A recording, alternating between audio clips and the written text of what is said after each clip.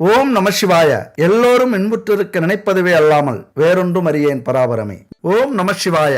ராஜ வாழ்க்கையை ஆரம்பிக்க போகிற ரிஷபராசி நண்பர்களுக்கும் தோழிகளுக்கும் பிள்ளைகளுக்கும் பெரியோர்களுக்கும் வணக்கம். இந்த வீடியோல உங்களது வாழ்க்கை இப்ப நரகத்துக்கு ஈடான, வாழவே பிடிக்காத, வாழ்க்கையில தோல்வியை மட்டுமே அடைஞ்சுகிட்டு இருக்கிற, 2 அடி எடுத்து வச்சா 4 அடி சறுக்கிற ஒரு அவமானத்தோட, கடன் பிரச்சனையோட, எவ்வளவோ முயற்சி பண்ணாலும் அந்த முயற்சிக்கான முழு பலனையும் அனுபவிக்காத ஒரு தருணத்தில் என் நண்பர் ரிஷபராசி நண்பர்களும் தோழிகளும் இருக்கீங்க. அடுத்தது ஒரு பதட்டம். அடுத்தது வரப்போறது 7.5 சனி. இன்னொரு 4 வருஷத்துல வரப்போகுது. அதுக்குள்ள எப்படியாவது இந்த பிரச்சனையை தீர்க்கணுமே, அப்படி தப்பிக்கலன்னா 7.5 சனியில சிக்கினா சின்ன பின்னமா ஆயிடுமே அப்படிங்கிற ஒரு பதற்றம் வேற. என் நண்பர் ரிஷபராசி நண்பர்களே, வாழ்க்கையில உங்களை மாதிரி ஒரு கஷ்டத்துல இருக்கிறவங்க யாருமே இல்ல.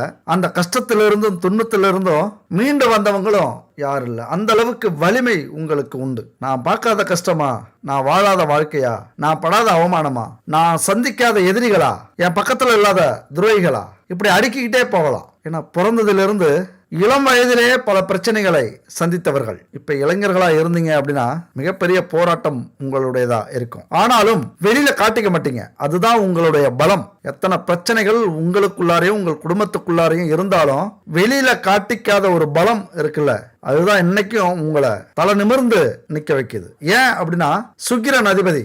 சுக்கிரன் அதிபதி அப்படின்னாலே எல்லாத்துக்குமே ஒரு சுகமான வாழ்க்கைக்கு சொந்தக்காரர். ஏழையாக இருந்தாலும் அந்த கெத்தை விட மாட்டீங்க. சாப்பாட்டுக்கே வழி இல்லைனாலும் அந்த சொகுசான வாழ்க்கையை விரும்புறத விட மாட்டீங்க. அதனால இவ்வளவு பிரச்சனைகளையும் சந்திச்சுக்கிட்டு இருக்கிற என் நண்பர் ரிஷபராசி நண்பர்களுக்கு இப்ப காலகட்டம் எப்படி இருக்கு அப்படின்னு பாத்தீங்கன்னா, பல கஷ்டங்களை பட்டு வந்திருப்பீங்க. ஆனா இன்னைக்கு கடன் பிரச்சனையும், ஆணாக இருந்தாலும் நீங்க பெண்ணாக இருந்தாலும் உங்க குடும்பத்தை இப்ப நீங்க தூக்கி நிறுத்துற இடத்துல இருக்கீங்க. நமக்கு என்ன அப்படின்னு விட்டுட்டு போற இடத்துல நீங்க இல்ல. நம்ம இல்லைன்னா என்ன, நம்ம கணவன் பார்த்துப்பாரு, அல்லது மனைவி பார்த்துப்பா, இல்ல அண்ணன் பார்த்துப்பான், தம்பி பார்த்துப்பான், அக்கா பார்த்துப்பாங்க, தங்கச்சி பார்த்துப்பாங்க அப்படிங்கிற சூழ்நிலை இப்போ உங்களுக்கு இல்ல. உங்க கையில தான் எல்லாத்தையும் கொடுத்துட்டாங்க. என்னத்தை கொடுத்தாங்க? கிரீடம் இல்ல, உழைக்கிறதுக்கான அந்த வேலையை நீ தான் காப்பாற்றணும். என்ன செய்ய முடியும்? வேற வழியே இல்லை. அதுக்காகத்தான் போராடிக்கிட்டு இருக்கீங்க. இந்த காலகட்டத்துல நடக்கக்கூடியது தொழில் சனி. அப்ப தொழிலுக்கான காலகட்டம் இது. ஏதாவது ஒரு தொழிலை நீங்க உருவாக்கிதான் ஆகணும், கண்டுபிடிச்சுதான் ஆகணும், அல்லது வேலையில போய் சேர்ந்துதான் ஆகணும். இப்ப வேலை செஞ்சுக்கிட்டு இருந்தே ஆகணும். அப்பதான் உங்களுடைய இந்த நரக வாழ்க்கையை முடிச்சிட்டு ராஜ வாழ்க்கையை ஆரம்பிக்க முடியும். ராஜ வாழ்க்கையை ஆரம்பிக்கிற அளவுக்கு கிரக அமைப்புகள் இருக்கு அப்படின்னா கவலையே படாதீங்க. நண்பர்களே, தோழிகளே, ஜோரா இருக்கு. ஒரு வாய்ப்பு கிடைக்காதா அப்படின்னு தவிச்சுக்கிட்டு இருக்கிற உங்க அந்த மனசுக்கு, உங்க நல்ல உள்ளத்துக்கு ஒரு அற்புதமான காலகட்டம் இப்ப வந்திருக்கு. ஏன்னா துலாம் ராசியில சூரியன் சஞ்சரிக்கிறார். நவக்கிரகங்கள்ல ராஜ கிரகமாக கருதக்கூடிய சூரியன் துலாம் ராசியில சஞ்சரிக்கிறார். அதாவது உங்களது ராசிநாதன் சுக்கிர பகவானின் ஆட்சி வீடான துலாம் ராசியில் சஞ்சரிக்கிறார். ஆனா அவருக்கு நீச்சம் வீடு. அப்ப என்ன தாக்கத்தை ஏற்படுத்தும் அப்படின்னா, அந்த சொகுசா வாழணும் அப்படிங்கிற வாழ்க்கை உங்களுக்கு இருக்கும்ல, அந்த எண்ணம் இருக்கும்ல. அதுபோல பல இழப்புகளை சந்திச்சிருப்பீங்கள, பல ஆடம்பர வாழ்க்கையை வாழ்ந்து சலிச்சிருப்பீங்கல்ல, அதனால கடன் அதிகமா அடைஞ்சிருப்பீங்கள. அதையெல்லாம் விட்டுட்டு அந்த கடன் அடைக்கணும், நமக்கான கௌரவத்தை மீட்கணும், நம்ம வாழ்க்கையில நாமளும் நம்முடைய புகழ்கொடியை பறக்க விடணும் அப்படிங்கிற ஒரு லட்சியத்தோட இப்ப வாழ்ந்துகிட்டு இருப்பீங்க. அந்த லட்சியத்துக்கு தீனி போடும் ஒரு காலகட்டமாக இந்த காலகட்டம் வந்திருக்கிறது. எவ்வளவு பெரிய நரக வாழ்க்கைய, நரகத்தையே இங்க நீங்க சந்திச்சிருந்தாலும் உங்களுக்காக ராஜ வாழ்க்கை காத்துக்கிட்டு இருக்கு. அதை கொடுக்கக்கூடியவர் சூரியன். ரிஷபராசி அப்படின்னாலே மங்களத்தின் அடையாளம். கடவுளுக்கு ரொம்ப பிடிச்ச ராசி பசு, காளை. பசு சிவபெருமானுக்கு பிடித்த ஒரு வாகனம். அப்ப கடவுளுடைய ஆசீர்வாதம் உங்களுக்கு உண்டு. என்னதான் வாழ்க்கையில நீங்க சோர்ந்து போய் இருந்தாலும் உங்களை தூக்கி விடுறவர் அந்த சிவபெருமான். காலபுருஷனுடைய 2வது வீடு, சுக்கிரன் ஆட்சி செய்யற வீடு. உங்க வாழ்க்கையில எந்த வேலையுமே இல்லைனாலும் கலைகள் சம்பந்தப்பட்ட வேலைகள் உங்களுக்கு கை கொடுக்கும். ஆயக்கலை 64 வேலைகள் அப்படின்னு சொல்லுவாங்க. சுக்கிரனுடைய ஆதிக்கத்தை பெற்றிருக்கிற கலைகள், சகல கலைகளுக்கும், அது கூட அழகியல் தத்துவத்திற்கும் சொந்தக்காரர்கள் நீங்க. எதுவுமே தெரியலனாலும் உங்களது அந்த அழகு இருக்குல்ல, அதை வச்சே இன்னைக்கு எல்லாத்தையும் உங்களால சாதிக்க முடியும். இன்னைக்கு உலகமே அதான். ஒன்று அறிவை பயன்படுத்தி பிரபலம் ஆகுறாங்க, உழைப்பை பயன்படுத்தி பிரபலம் ஆகுறாங்க. உங்களை பொறுத்த வரைக்கும் அழகை பயன்படுத்தி பிரபலமாகக்கூடிய காலகட்டம் இந்த காலகட்டம். ஏன்னா துலாம் ராசியில சூரியன் சஞ்சரிக்கிறார். முதல் இடத்துக்கு வருவீங்க. என்ன வேலை செய்யறீங்களோ அதுல முதல் இடத்துக்கு வருவீங்க. என்ன தொழில் செய்யறீங்களோ அதுல முதல் இடத்துக்கு வரப்போகிறீங்க. என்ன தொழில் செய்யறீங்களோ அதுல முதல் இடத்துக்கு வரப்போறீங்க. அதனால இந்த காலகட்டத்தை பயன்படுத்திக்கிட்டீங்க அப்படின்னா உங்க வாழ்க்கையில மிகப்பெரிய மாற்றத்தை உங்களால பார்க்க முடியும். முடியும். தொழில் சனியாக இப்ப உங்க ராசியில பயணிச்சுக்கிட்டு இருக்காரு. ஏதாவது ஒரு தொழிலையோ வேலையோ நீங்க இந்த காலகட்டத்தில் கண்டிப்பா செஞ்சே ஆகணும். செய்யறீங்களா? இல்ல அப்படின்னா உங்கள் வாழ்க்கையில் உங்களுக்கான திறமையையும் உங்களுக்கான காலகட்டத்தையும் உங்களுக்கான வாய்ப்பையும் நீங்க புரிஞ்சிக்கல அப்படின்னு அர்த்தம். தயவு செஞ்சு புரிஞ்சுக்கங்க. ஏன் அப்படின்னா இன்னைக்கு தொழில் சனி, அடுத்த 2.5 வருஷத்துக்கு லாப சனி, அடுத்த 2.5 வருஷம் விரய சனி, அங்கதான் 7.5 சனி ஆரம்பிக்குது. சுதாரிச்சுக்குங்க ரிஷபராசி நண்பர்களே, தோழிகளே. இன்னைக்கு தொழிலை நீங்க சம்பாதிக்கணும் தொழில் சனியில. நாளைக்கு தொழில் சனியில அனுபவம், அந்த அனுபவத்தை வச்சுக்கிட்டு லாபத்தை சம்பாதிக்கணும். அடுத்த 2.5 வருஷம் எவ்வளவு சம்பாரிச்சு வச்சுக்கிறீங்களோ அதுக்கு அடுத்து 2.5 வருஷத்துக்கு 7.5 சனி வருது, விரயச்சனியாக வருகிறது. நீங்க எந்த அளவுக்கு சம்பாரிச்சீங்களோ அத்தனை செல்வத்தையும் செலவு பண்ற ஒரு காலகட்டமாக வருது. சுதாரிச்சுக்குங்க.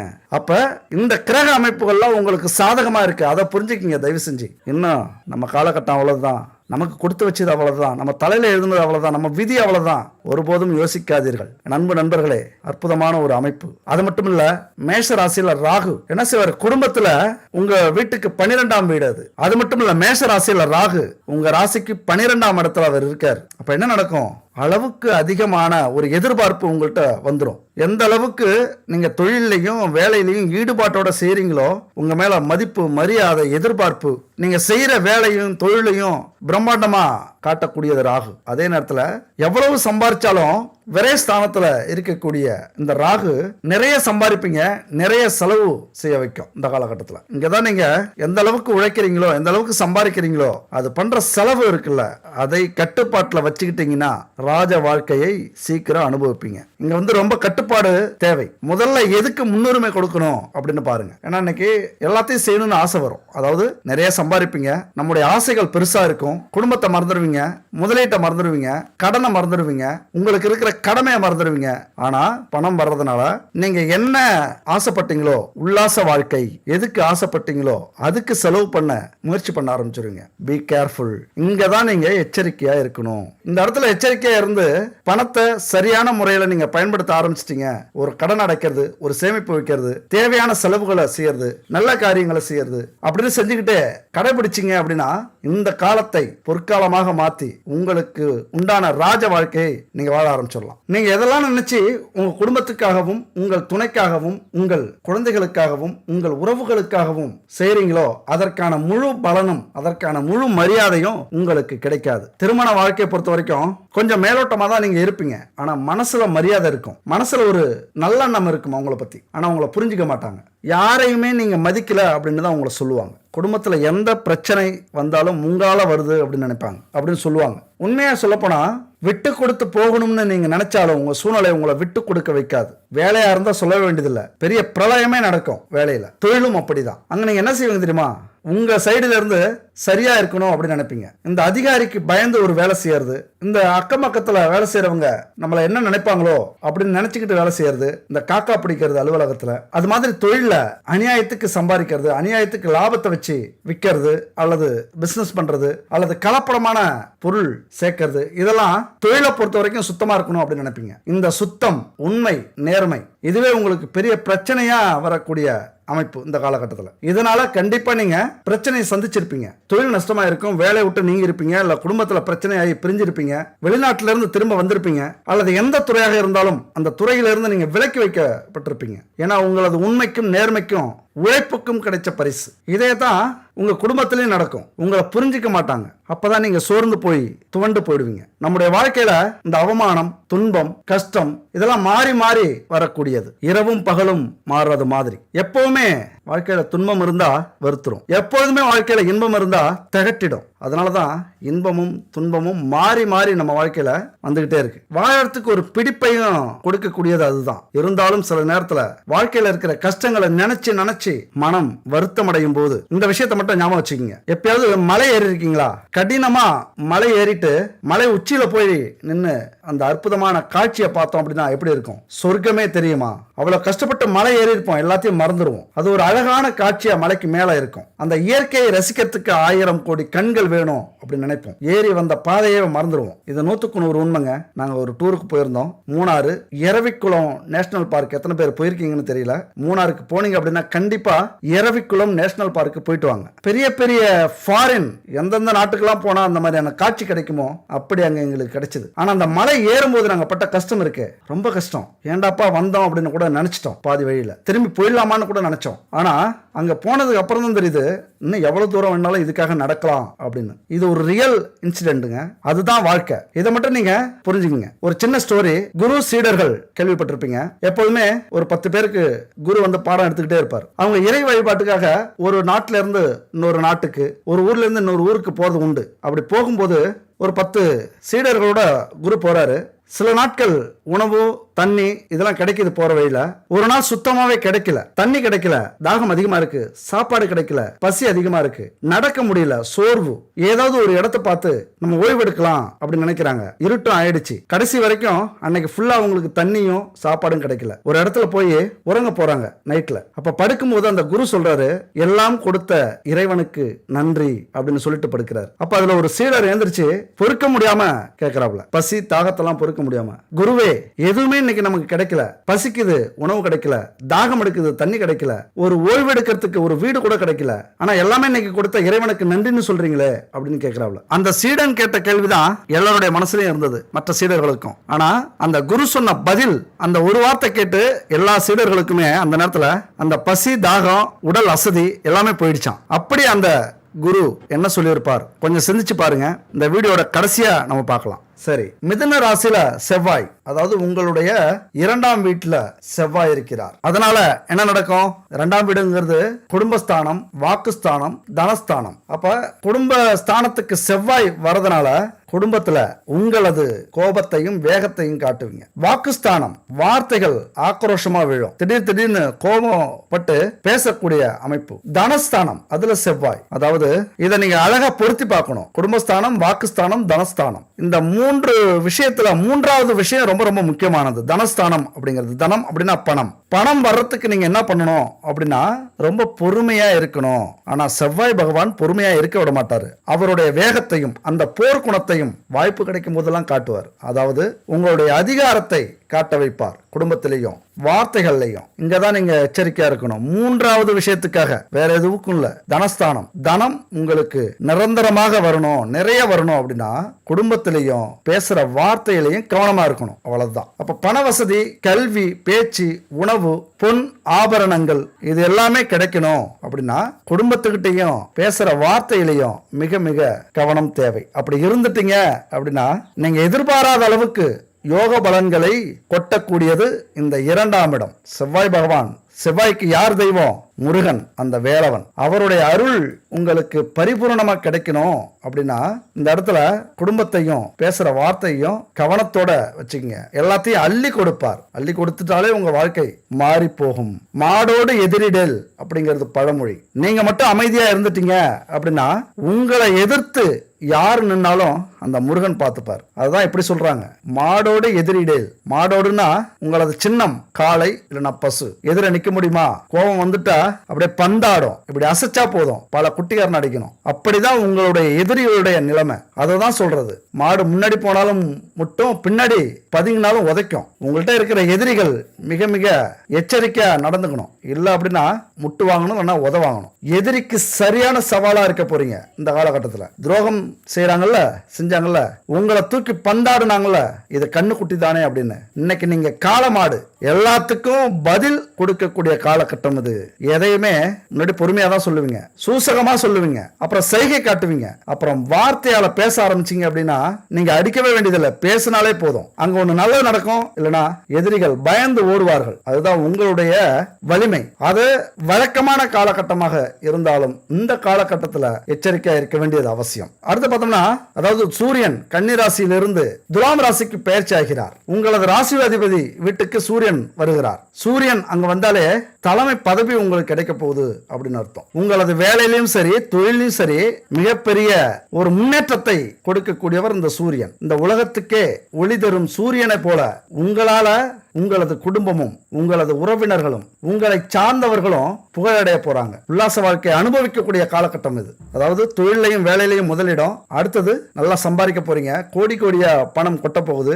நீங்க எதுக்கு ஆசைப்பட்டீங்களோ அதை அடைய போறீங்க. அதுபோல சகோதரன் மீது அக்கறை உங்களுக்கு எப்பொழுதுமே இருக்கும். தாய் மீது எல்லாருமே பாசம் வைப்பாங்க, நீங்க பக்தி வைப்பீங்க. அவ்வளவு ஒரு மரியாதை. உங்கள் ராசிக்கு 4ஆம் இடம் சூரியனாக வருகிறது, தாய் ஸ்தானம் அந்த இடம். அப்போ உங்களுக்கு தந்தை இருக்கிற இடத்துல தாய் இருந்து உங்களை பார்த்துக்கிட்டு இருக்காரு. அப்ப மரியாதை ரொம்ப முக்கியம். அவங்கள எந்த அளவுக்கு நீங்க மதிக்கிறீங்களோ அந்த அளவுக்கு உங்களது வாழ்க்கை முன்னேற்றம் அடையும். இந்த காலகட்டத்தில் மிகப்பெரிய மாற்றத்தையும் முன்னேற்றத்தையும் உங்களது தாயால் நீங்க அடையலாம். முடிஞ்ச வரைக்கும் அவங்களை கஷ்டப்படுத்தாமையாவது இருங்க. அவங்க என்ன சொன்னாலும் கேட்கறதுக்கு முயற்சி பண்ணுங்க. தந்தை கிட்ட எவ்வளவு பாசம் இருந்தாலும் அந்த பகை உணர்வு இருக்கும். ஆனா அதே நேரத்தில் தாய்கிட்ட எவ்வளவு பகை உணர்வு இருந்தாலும் ஒரு பாசம் இருந்துகிட்டே இருக்கும், ஒரு பக்தி இருக்கும். அந்த பக்தி தான் உங்க வாழ்க்கையில மிகப்பெரிய மாற்றத்தை உருவாக்கும். அடுத்த மகர ராசியில சனி வக்ர நிவர்த்தி அடைகிறார். உங்க ராசியை பொறுத்த வரைக்கும் சுக்கிரன் எதிரி ஸ்தானத்துல இருக்கிறதுனால உங்களுக்கு எதிரி வெளியாட்களோ பக்கத்திலோ இல்ல, உங்களுக்கு எதிரி உங்களது எண்ணங்கள் தான். அதைத்தான் சனி பகவான் சொல்ல வருகிறார். அதாவது நிறைய ஆசைப்படுவீங்க, நிறைய செலவு பண்ணணும் நினைப்பீங்க, நிறைய உல்லாச வாழ்க்கைக்கு உங்களது மனசு இருக்கும், மனம் சஞ்சலப்படும், கவனத்தை சிதறடிக்கிற அளவுக்கு நிறைய சம்பவங்கள் நடக்கும். இந்த ஆண் துணை தேடுறது, பெண் துணை தேடுறது, மனம் சஞ்சலப்படுறது, அடுத்த பாலினத்தவர்கள் மேல ஒரு ஈர்ப்பு உருவாகிறது. இது எல்லாமே இந்த சனியின் கர்மா. ஏதாவது விட்ட குறை தொட்ட குறையாக பாவங்கள் இருந்ததுன்னா அதை தீர்க்க இது மாதிரியான காலகட்டத்தை பயன்படுத்திக் கொள்வார். அப்ப எதிரிகளே இல்லைன்னாலும் இது மாதிரியான செயல்களால உங்கள் வாழ்க்கையில நீங்களே சூன்யம் வச்சுப்பீங்க. அதாவது உங்க பேரை நீங்களே கெடுத்துப்பீங்க. உங்களது வேலையோ தொழிலையோ உங்களது செயல்பாடே இழக்க வைக்கும். வீட்டுல மரியாதை போகும், மானம் போகும், உறவுக்காரர்கள்ட்ட இருந்த அந்த மதிப்பு போயிடும், ஊர்ல இருக்கிற அந்த புகழ் போயிடும். எல்லாத்துக்கும் காரணம் இந்த மகர சனி. இந்த காலகட்டத்தில் அவர் வரார் அப்படின்னா நம்ம வீட்டை சுத்தமா வச்சுக்கணும், அவ்வளவுதான். நம்ம வீட்டை மட்டும் இல்ல, நம்முடைய வீட்டையும் நம்முடைய மனசையும் சுத்தமா வச்சுக்கணும். மனசை அலைய விடக்கூடாது. தர்மங்கள் நிறைய செய்யணும், நீதி நேர்மைக்கு கட்டுப்பட்டு வாழணும். வேலையிலையும் தொழிலையும் யாருக்கும் எந்த ஒரு பாவமும் செய்யக்கூடாது, யாருடைய சாபத்தையும் வாங்கிடக்கூடாது. அதைத்தான் இந்த சனி எதிர்பார்க்கிறார். உங்களை எதிரியா நினைக்கிறதுக்கு காரணம் என்ன தெரியுமா? நேர்மை, உண்மை, உழைப்பு. அதுல போட்டி, பொறாமை அதிகம். அதுக்காக உங்களது வாழ்க்கைய உங்களுக்காகவே உங்க கூட பிறந்த இந்த குணத்தை விட்டுறாதீங்க. உண்மையை சொல்லி நன்மையை செய்தால் உலகம் உன்னிடம் மயங்கும். நிலை உயரும் போது பணிவு கொண்டால் உயிர்கள் உன்னை வணங்கும். உண்மை என்பது அன்பாகும், பெரும் பணிவு என்பது பண்பாகும். இந்த 4 கட்டளை அறிந்த மனதில் எல்லா நன்மையும் உண்டாகும். 6 மனமே யாரு, அந்த ஆண்டவன் கட்டளை யாரு? சேர்ந்து மனிதன் வாழும் வகைக்கு தெய்வத்தின் கட்டளை யாரு? தெய்வத்தின் கட்டளை யாரு? அடுத்தது சுக்கிர பகவான் துலாம் ராசியில சஞ்சரிக்கிறார். சுக்கிரனுடைய ஆட்சி வீடு துலாம். போராடி வெற்றி பெறுவீர்கள் அப்படின்னா என்ன அர்த்தம்? போராடினால் வெற்றி உங்களுக்கு உண்டு. எத்தனை பேர் உங்களை தடை பண்ணாலும் சரி, உங்களை வச்சு அழுத்தினாலும் சரி, உங்களுக்கு துரோகம் பண்ணாலும் சரி, திமிரி கொண்டு மேலே வருவீர்கள். என்ன பண்ணும்? கோபத்தை மட்டும் கட்டுப்படுத்தணும். அதுதான் முன்னாடியே சொன்னேன், கோபத்தை மட்டும் கட்டுப்படுத்துங்க. சில உடல்நல பிரச்சனைகள் இந்த காலகட்டத்தில் வரக்கூடிய அமைப்பு உண்டு. செரிமான கோளாறு, உஷ்ணம் சார்ந்த பிரச்சனை, அடுத்தது பால்வினை நோய்கள், இதெல்லாம் இந்த காலகட்டத்தில் எட்டி பார்க்கும். உங்க வாழ்க்கையில நீங்க ஜெயிக்கணும் அப்படின்னா உடல் நலத்தையும் மனதையும் ரொம்ப கவனமா பார்த்துங்க. வெற்றி தானாக உங்களை தேடி வரும். அதுபோல 4ஆம் வீட்டு அதிபதி சூரியன் 6ஆம் வீட்டுல ராஜயோகம் பெறுகிறார். நல்ல அதிர்ஷ்டத்தை ரிஷபராசி நண்பர்களுக்கும் தோழிகளுக்கும் கொண்டு வந்து கொடுக்க போகிறார்கள். அதுபோல மீன ராசியில குரு. எந்த ஒரு ஜாதகத்திலையும் குரு இருக்கிற இடம் மிக முக்கியமான இடம். அதை வச்சுதான் குலதெய்வ அனுக்கிரகம் இருக்கா, முன்னோர்களுடைய ஆசீர்வாதம் இருக்கா, இதெல்லாம் கணிக்க முடியும். யாருக்கெல்லாம் குலதெய்வ ஆசீர்வாதம் இல்லையோ அவங்க எல்லாம் வாழ்க்கையில பிறப்பிலிருந்து இறப்பு வரைக்கும் உறவினர்கள் மூலமாகவும் சொந்தங்கள் மூலமாகவும் சமூகத்தின் மூலமாகவும் எந்த ஒரு உதவிகளையும் பயனையும் அனுசரிப்பையும் நன்மைகளையும் ஆதாயங்களையும் பயன்களையும் பெறவே முடியாது. அவமானங்களை மட்டும்தான் அடைவாங்க. நிராகரிப்பு அதிகம் இருக்கும். அதனால ஜாதகத்துல வலிமை இழந்திருக்கும் நிலை இருந்தா குருவினுடைய வலிமை பொறுத்து தான் இந்த காலகட்டத்தில் உங்களால ஜெயிக்க முடியுமா அப்படின்னு சொல்ல முடியும். வியாழக்கிழமையில மஞ்சள் நிறத்துல லட்டு செஞ்சு தட்சிணாமூர்த்திக்கு நைவேத்தியமா வணங்கிட்டு கோவிலுக்கு வர பக்தர்களுக்கு வியாழக்கிழமை லட்டை தானமா கொடுங்க. மங்களகரமான மஞ்சள் நிறத்துல பொருட்கள் எதுவாக இருந்தாலும் கொடுங்க. குருவின் பலன் உங்களுக்கு முழுசா கிடைக்கும். கண்டிப்பா உங்க வாழ்க்கையில மிகப்பெரிய மாற்றத்தை அது ஏற்படுத்தும். அடுத்தது புதன் துலாம் ராசியில சஞ்சரிக்கிற காலம். புதன் யாரு? புத்திக்கு அதிபதி. துலாம் எந்த இடம்? எதிரியை, கடனை சொல்லக்கூடிய இடம். எதிரிகளாலும் கடன் தொல்லையாலும் இதுவரைக்கும் பிரச்சனைகள் இருந்திருக்கும். எதிரிகளுக்கு சரியான பதில் சொல்ல போறீங்க. கடன் எல்லாம் அடைச்சி ஒரு நல்ல வாழ்க்கையை வாழ தொடங்க போறீங்க. அப்படி ராஜா மாதிரி உட்கார்ந்து இந்த உலகத்தை ரசிக்க போறீங்க. ஏன்னா துலாம் ராசியில புதன் வந்திருக்காரு. புதன் யாரு? புத்திக்கு அதிபதி. அற்புதமா உங்களது புத்தி இந்த காலகட்டத்தில் வேலை செய்யும். நீங்களே அமைதியா இருந்தாலும் சரியான முடிவு உங்களுக்கு கிடைக்கும். பாருங்க, பல சிக்கலான விஷயத்தெல்லாம் முடிவு அழகா கிடைக்கும். ஆட்டோமேட்டிக்காவே இந்த நேரத்தில் ஆன்மீகத்தில் நாட்டம் அதிகரிக்கும். வெளியூர் வெளிமாநில புண்ணிய தலங்களுக்கு எல்லாம் போயிட்டு வருவீங்க. ஒரு ஆசை திடீர்னு உருவாகும். பாருங்க, யாராவது ஒரு பெரியவங்க, ஒரு வயசானவங்க, இல்ல குடும்பத்தில் இருக்கிறவங்க யாராவது புத்தி சொன்னாங்க அப்படின்னா தயவு செஞ்சு கேளுங்க. காது கொடுத்து கேளுங்க. அவங்க அறிவுரையின்படி நடந்தீங்க அப்படின்னா அது அப்படியே நடக்கும். பெரியோர்களுடைய வார்த்தையை கேட்டு நீங்க நடக்கும்போது அது உங்களுக்கு சக்சஸா வந்து முடிகிற காலகட்டம் இது. நீங்க நினைக்கலாம், எங்களுக்கு அறிவுரை சொல்றதே எனக்கு பிடிக்காது, சொல்லலாம். இந்த காலகட்டத்தில் கேளுங்க. எதையாவது ஒண்ணு செஞ்சு நம்ம ஜெயிக்கணுங்கிற நிலையில இருக்கும். தயவு செஞ்சு ஒரு ஈகோ பார்க்காம, கௌரவம் பார்க்காம, முன்னோர்களையும் உயர்ந்தவர்களையும் வயதானவர்களையும் நீங்க மதிச்சு அவங்க என்ன சொல்றாங்களோ அதன்படி செயல்பட ஆரம்பிச்சீங்கனாலே பல வழியில உங்களுக்கு நல்லது நடக்கும். பல வழிகளே கிடைக்கும். அது இந்த காலகட்டம். அடுத்து துலாம் ராசியில கேது. கேது யாரு? ஞானக்காரகன். திடீர்னு ஞானத்தை கொடுப்பார். திடீர்னு ஆன்மீகத்துல நாட்டத்தை உருவாக்குவார். பொறுமை இல்லாம பல பிரச்சனைகளை இதுவரைக்கும் உருவாக்கி இருப்பீங்க. குடும்பத்திலையும் சரி, வேலையிலையும் சரி, தொழிலையும் சரி. அது காரணம் கேது சாதகமா இல்லாதாலதான் கணவன் மனைவிக்கிடையே கருத்து வேறுபாடு அதிகரிச்சிருக்கும். நான் எங்க அப்பா வீட்டுக்கு போறேன் அப்படின்னு மனைவி போயிருப்பாங்க. நான் எங்கேயாவது போறேன் அப்படின்னு கணவன் போயிருப்பார். அவன் வீட்டிலே இல்லை அப்படின்னு பிள்ளைங்க போயிருக்கும். இப்படி ஏகப்பட்ட பிரச்சனைகளை நடத்தி வைத்திருப்பார் கேது பகவான். ஏன் அவர் அப்படி பண்றாரு அப்படின்னா, பிரச்சனை வரும்போதுதான் நம்ம யார் நினைக்கிறோம்? கடவுளை நினைக்கிறோம். கடவுளை நினைக்க வைப்பவர் கேது பகவான். ஞானத்தை, கடவுள் ஞானத்தை கொடுப்பவர் கேது பகவான். அப்ப இந்த காலகட்டத்தில் நீங்க கண்டிப்பா கடவுளை நோக்கி போய் ஆகணும். ரிஷபம் அப்படின்னா நந்திகேஸ்வரரை குறிக்கிறது. உங்க ராசியிலே இருக்குது. அதனால பிரதோஷ காலத்துல அந்த நந்தி இருக்குல்ல, அந்த ரெண்டு கொம்புகளுக்கு இடையே தொட்டு வணங்குறது நல்லது. ஏன்னா ஈசன் அங்க இருக்கிறார் அப்படின்னு அர்த்தம். நந்திகேஸ்வரனுக்கு ஏற்றம் கொடுத்த தலமும், நந்திய பெருமானுக்கு திருமணம் செய்து வைத்த தலமும் திருவையாறு. ஐயாரப்பரையும் அறம் வளர்த்த நாயகியையும் தரிசனம் செய்யுங்க. உங்க வாழ்க்கையில மிகப்பெரிய வெற்றியை உங்களால் அடைய முடியும். திருவையாருக்கு போங்க. அங்க இருக்கிற அந்த கோவில்ல மனமுருக வேண்டிக்குங்க. பசுவுக்கு ஒரு கொத்து அகத்திக்கீரை எடுத்துட்டு போங்க. அங்க இருக்கிற பசுமாடு, இந்த கோவில் பக்கத்துல ஏதாவது மாடு இருந்ததுன்னா அதை கொடுத்துட்டு கும்பிட்டு வாங்க. அந்த நந்தீஸ்வரருடைய அருள் உங்களுக்கு பரிபூரணமா கிடைக்கும். அடுத்தது இப்ப நம்ம சொல்ல போற விஷயம் முக்கியமான பரிகாரம். நம்ம ஒவ்வொரு வீடியோலயுமே பரிகாரம்னு ஒண்ணு சொல்லிட்டு இருக்கோம். அதை எத்தனை பேர் கடைபிடிக்கிறீங்க அப்படின்னு தெரியாது. ஆனா விடாம கடைபிடிச்சிங்க அப்படின்னா கண்டிப்பா உங்க வாழ்க்கை மாறும். இது 100% உண்மை. நான் அனுபவிச்ச விஷயங்கள். அத்தனை பரிகாரமும் நிறைய பேருக்கு சொல்லி அவங்க உண்மையா உங்களது வாக்கு பலிக்குதுங்க, இந்த பரிகாரத்தெல்லாம் செய்யறோம் அப்படின்னு நிறைய பேர் சொல்லியிருக்காங்க. நிறைய பேர் நடக்கல அப்படிங்கிறாங்க. ஏன் நடக்கலன்னு கேட்டா, கரெக்டா செஞ்சீங்களா அப்படின்னா விட்டுடுறாங்க பாதியிலேயே. குறைஞ்சபட்சம் ஒரு பரிகாரத்தை ஒரு வருஷமாவது முழுசா முடிக்கணும். 12 மாதங்கள் 12 ராசிக்கும் போகக்கூடிய பரிகாரமாக அது இருக்கும். ஒவ்வொரு மாசத்துக்கும் ஒவ்வொரு ராசி, அந்த ராசிக்குள்ளார 3 நட்சத்திரங்கள் அடங்கியிருக்கு. இதெல்லாமே நம்முடைய பரிகாரங்கள். அதிகபட்சம் ஒரு வருஷத்துக்காவது நீங்க கடைபிடிச்சிட்டீங்க அப்படின்னா உங்க வாழ்க்கையே கண்டிப்பா மாறும். இது 100% அனுபவம். அப்ப இந்த பரிகாரத்தை எடுத்துங்க. இது பஞ்சபூதங்களுக்கான பரிகாரம். பஞ்சபூதங்கள்னா என்னங்க?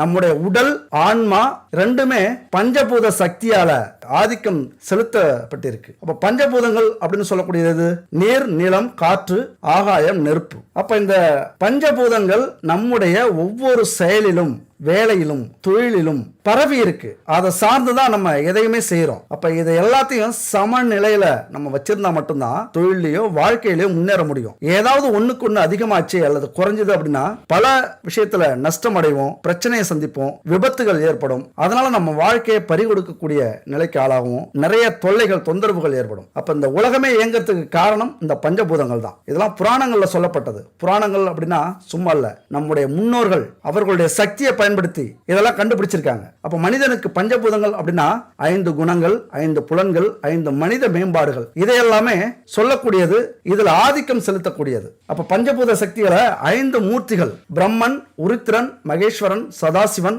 விஷ்ணு, இந்த 5 பேரும் ஆட்கொண்டிருக்கிறார்கள். பஞ்சபூத சக்திகளான பராசக்தி, ஆதிசக்தி, இச்சாசக்தி, கிரியாசக்தி மற்றும் ஞான சக்திகள், இதெல்லாமே பஞ்சபூத சக்திகள். அப்ப இவைகளுக்கான பரிகாரங்களையும் மந்திரங்களையும் நம்ம செய்யும் போது இந்த பஞ்சபூத சக்திகள் நமக்கு ஆட்டோமேட்டிக்கா கிடைக்கும், சமநிலையில இருக்கும். அதனாலதான் இந்த பஞ்சபூத பரிகாரம்ங்கிறது உங்க வாழ்க்கையில கண்டிப்பா மிக மிக முக்கியமானது. இது வரைக்கும் எந்த பரிகாரத்தை நீங்க கடைசி வரைக்கும் செய்றீங்களோ இல்லையோ, இந்த பஞ்சபூத பரிகாரத்தை செய்யுங்க. பஞ்சபூத சக்திகள் நமக்கு கிடைச்சாலே எல்லாத்துலயும் நம்ம கில்லியா மாறிடுவோம், கெத்தாயிடுவோம். அவ்வளவு சக்தியும் நமக்கு நம்முடைய மனசையும் உடம்பையும் தெளிவுபடுத்தும். அதுக்கு என்னென்ன தேவைகள் அப்படின்னு பாத்தீங்கன்னா, பஞ்சகவ்ய விளக்கு, பஞ்சகவ்ய சாம்பிராணி, பஞ்சகவ்ய அகர்பத்தி, பஞ்சதீபத்திரி, பஞ்சதீப எண்ணெய், இது எல்லாமே பஞ்சபூதங்களை தன்வசப்படுத்தக்கூடிய பொருட்கள். இந்த 5 பொருளும் உங்க வீட்டுல பரிகாரம் செய்யற காலகட்டம் மட்டும் இல்ல, எப்போதுமே இருந்ததுன்னா உங்க வீட்டுல அவ்வளவு சக்தி கிடைக்கும், பஞ்சபூத சக்திகள். அப்ப இந்த பஞ்சகவ்ய விளக்கு, சாம்பிராணி, அகர்பத்தி எல்லாம் எப்படி செய்யறாங்க அப்படின்னா, பசுமாட்டிலிருந்து எடுக்கக்கூடிய நெய், தயிர், பால், சாணம், கோமியம், இதுல இருந்து தயாரிக்கக்கூடியது பஞ்சகவ்ய விளக்கு, சாம்பிராணி, அகர்பத்தி. அதுபோல பஞ்சதீப திரி அப்படின்னா எதுனா, பஞ்சு திரி, நூல் திரி, எருக்கந்திரி, வாழைத்தண்டு திரி, தாமரை திரி, இது பஞ்சதீப திரி. அதுபோல பஞ்சதீப எண்ணெய் எப்படின்னா, வேப்பெண்ணெய், விளக்கெண்ணெய், பசு நெய், சுத்தமான பசு நெய், கடையில் கிடைக்கிற டூப்ளிகேட் நெய் இல்ல, சுத்தமான பசு நெய், இலுப்ப எண்ணெய், தேங்காய் எண்ணெய், இதெல்லாமே கலப்படம் இல்லாத எண்ணெய்களா கலந்த பஞ்சதீப எண்ணெய். அப்ப இந்த பஞ்சபூத பொருட்கள் மிக மிக முக்கியமானது இந்த நவக்கிரக பரிகாரத்துக்கு. அப்ப கடையில கிடைக்கிற இந்த பொருட்கள்லாம் உண்மையா கலப்படம் இல்லாம இருக்குமா அப்படின்னா 100% நம்ப முடியாது. கலப்படம் இல்லாத பொருட்கள் மட்டுமே முழு பலனையும் நமக்கு கொடுக்கக்கூடியது. கடவுளுக்கு தானே அப்படின்னு அலட்சியப்படுத்திட்டு எங்கேயோ கிடைக்கிற பொருட்களை வாங்கி நம்ம பயன்படுத்தணும் அப்படின்னா கண்டிப்பா அதற்கான முழு பலனும் கிடைக்காது. முதல் விஷயம் இதுதான். அப்ப கடையில இதெல்லாம் சுத்தமா கிடைக்குதா அப்படின்னா சந்தேகம்தான். அப்போ உங்களுக்கு சுத்தமான கலப்படம் இல்லாத இந்த பொருட்கள் வேணும் அப்படின்னா குட் பேபியை கனெக்ட் பண்ணுங்க. இந்த நம்பர் தான் 9340688626. இந்த நம்பர் கனெக்ட் பண்ணுங்க. எல்லாமே கலப்படம் இல்லாத சுத்தமான பொருட்களா தயாரிச்சிருக்காங்க, பூஜை பொருட்கள். அது மட்டும் இல்ல, நம்ம குடும்பத்துக்கு தேவையான, ஆரோக்கியத்துக்கு தேவையான கலப்படம் இல்லாத ஹெர்பல், நவ தானியங்கள், இப்படி இயற்கையில கிடைக்கக்கூடிய பொருட்களை வச்சு நிறைய ப்ராடக்ட் தயாரிச்சிருக்காங்க. விருப்பப்படுறவங்க வாங்கி பயன்படுத்துங்க. முக்கியமா இந்த பூஜை பொருட்கள் கலப்படம் இல்லாம இங்க வாங்கிக்கங்க. இல்லைன்னா உங்களுக்கு எங்க கிடைக்குதோ அங்க வாங்கிக்கலாம். இப்ப இந்த பொருளா ரெடி பண்ணிக்கங்க. இது எப்ப பண்ணலாம்? அந்த நவக்கிரக பரிகாரம் எப்ப பண்ணலாம் அப்படின்னா, அமாவாசை முடிஞ்சு 5வது நாள், அதே போல பௌர்ணமி முடிந்து 5வது நாளாக வரக்கூடியது மகா சக்தியான பஞ்சமி திதி. அப்ப அமாவாசை, பௌர்ணமி, அது மட்டும் இல்ல செவ்வாய், வெள்ளி, இந்த நாள்லயும் இந்த பரிகாரத்தை செய்யுங்க. அப்ப இந்த பஞ்சபூத பொருட்களை வச்சுக்கிட்டு காலையில 3 மணியிலிருந்து 4:30க்குள்ளார பிரம்ம முகூர்த்தத்துல எழுந்திருச்சு குளிச்சுட்டு வீட்டு வாசலை சுத்தப்படுத்தி பச்சரிசி கோலமாவால, நல்லா கேட்டுங்க, பச்சரிசி கோலமாவால கோலம் போட்டுங்க. அதுக்கப்புறம் 5 முகங்கள் கொண்ட குத்து விளக்குல இந்த பஞ்சதீப எண்ணெய கலந்து விளக்கேற்றி வைங்க. அப்புறம் பஞ்சகாவிய விளக்குல நெய், சுத்தமான நெய்யை ஊத்தி தீபம் ஏத்திக்கங்க. அதுக்கப்புறம் பஞ்சகாவிய விளக்கு, பஞ்சகாவிய சாம்பிராணி, அகர்பத்தி இதெல்லாம் ஏத்தி வச்சுக்கோங்க. வீடு மங்களகரமா இருக்கட்டும், எல்லா ரூம்லயும் புகை பரவட்டும், அங்க இருக்கிற கெட்ட சக்திகளை போக்கும். இதெல்லாம் செஞ்சுட்டு பரிபூரணமா இறைவனை வேண்டிக்குங்க. இந்த மந்திரத்தை சொல்லுங்க. அதாவது 108 முறை இந்த மந்திரத்தை சொல்றது ரொம்ப நல்லது. 1 மணி நேரம் ஆகும், பரவாயில்ல, மனப்பாடம் பண்ணீங்க. 108 முறை இந்த மந்திரத்தை சொல்லணும். பஞ்சபூதத்திக தேவகா ஓம் ஸ்ரீ பஞ்சமி தேவியே நமக, பஞ்சபூதத்திக தேவகா ஓம் ஸ்ரீ பஞ்சமி தேவியே நமக அப்படிங்கிற இந்த மந்திரம் 108 முறை ஒவ்வொரு நாளுமே சொல்லுங்க. இந்த விளக்கு 24 மணி நேரம் எரியணும். நீங்க எப்ப தீபம் ஏத்துறீங்களோ அந்த நேரம் 24 மணி நேரம் அடுத்த நாள் வரைக்கும் இந்த விளக்கு எரிஞ்சுட்டு இருக்கணும். அப்ப இது மாதிரியான பரிகாரத்தை நீங்க செய்றீங்க, 1 வருஷத்துக்கு செய்றீங்க அப்படின்னா மிகப்பெரிய மாற்றத்தை உங்க வாழ்க்கையில இந்த பரிகாரம் ஏற்படுத்தும். இந்த பரிகாரத்துல எல்லாமே அடங்கிடும். பூமியில இருக்கிற அத்தனை நிலம், நீர், காற்று, நெருப்பு, இது எல்லாத்தையும் தன்வசப்படுத்திடும். மனிதர்கள்ல இருந்து, மிருகங்களிலிருந்து, மிஷினரியிலிருந்து எல்லாமே நம்முடைய வசமாகிடும். தொழில் செய்யறவங்களாம் இதை கண்டிப்பா செய்யுங்க. மிகப்பெரிய மாற்றம் உங்க வாழ்க்கையில 1 வருஷத்துல நடக்கல அப்படின்னா நான் பரிகாரம் சொல்றதே விட்டுருவேன். முறையா கடைபிடிங்க. நான் சொன்னது எப்படியோ அப்படி முறையா கடைபிடிங்க. உங்க வாழ்க்கையில கண்டிப்பா மாற்றம் ஏற்படும். இப்ப வீடியோட கடைசிக்கு வந்துட்டோம். நான் முன்னாடி ஒரு ஸ்டோரி சொல்லியிருந்தேன். அந்த குரு என்ன சொல்லியிருப்பார் அப்படின்னு யோசிச்சிங்களா? கமெண்ட்ஸ்ல சொல்லுங்க. அதாவது அந்த குரு என்ன சொல்றாரு அப்படின்னா, பசியை கொடுத்த, தாகத்தை கொடுத்த, உடல் அசதியை கொடுத்த இறைவா உனக்கு நன்றி அப்படிங்கிறார். அதாவது எதையோ ஒன்றை கொடுக்கிறார் அப்படின்னு அவருடைய மனம் சொல்லுது, அதுவே இறைவன் கிட்ட இருந்து வருது அப்படின்னு அவர் நினைக்கிறார். இதுல இருந்து நம்ம என்ன தெரிஞ்சுக்கணும் அப்படின்னா, இப்படி சொல்றதுக்கெல்லாம் ஒரு பெரிய மனசு வேணும், ஒரு புரிதல் வேணும். அதனாலதான் அவர்கள் எல்லாம் மகானாக இருக்கிறார்கள், அவர்கள் எல்லாம் குருக்களாக இருக்கிறார்கள், அவர்கள் எல்லாம் ஞானிகளாக இருந்தார்கள். இப்படி நம்ம நினைச்சுக்கிட்டாலே இந்த கஷ்டத்தை கொடுத்த இறைவா உனக்கு நன்றி, இதனால நான் பல பாடங்களை கத்துக்கிட்டேன், பல மனிதர்களை புரிஞ்சுக்கிட்டேன், பல செயல்கள்ல இருந்து தெளிவு அடைஞ்சிட்டேன், அதற்கு நன்றின்னு சொல்ற அந்த குணம் இருக்குல்ல, அந்த பெரிய மனித தன்மை எல்லாராலையும் முடியாது, ஞானிகளால் மட்டும்தான் முடியும். இப்படி நீங்க இதை புரிஞ்சுக்கிட்டீங்க அப்படின்னா நீங்களும் ஞானிகள் தான். அப்ப நம்ம வாழ்க்கையில வெற்றி அடையணும் அப்படின்னா நம்மளை கேலி கிண்டல் அவமானம் இதெல்லாம் செய்த அத்தனை பேருக்கும், இதையெல்லாம் கொடுத்த கடவுளுக்கும் நன்றி சொல்லிட்டு உங்க வாழ்க்கையை ஆரம்பிங்க. நம்ம வாழ்க்கையில ஒரு நேரத்துல ஜெயிச்சு சிறப்பா வாழ்றோம், மிகப்பெரிய கோடீஸ்வரர்களாக வாழ்றோம் அப்படின்னா நாம பட்ட கஷ்டங்களும் துன்பங்களும் தான் காரணம். அந்த துன்பங்களும் கஷ்டங்களும் நம்மளை பக்குவப்படுத்தி இருக்கு, நம்மளை செதுக்கி இருக்கு அப்படின்னு அர்த்தம். இது 100% உண்மை. அப்ப இது மாதிரியான புரிதல் தான் நம்மளை நம்ம வாழ்க்கையில வெற்றி அடைய வைக்கும். அடுத்த ஒரு அற்புதமான வீடியோல சந்திக்கலாம். நன்றி, வணக்கம்.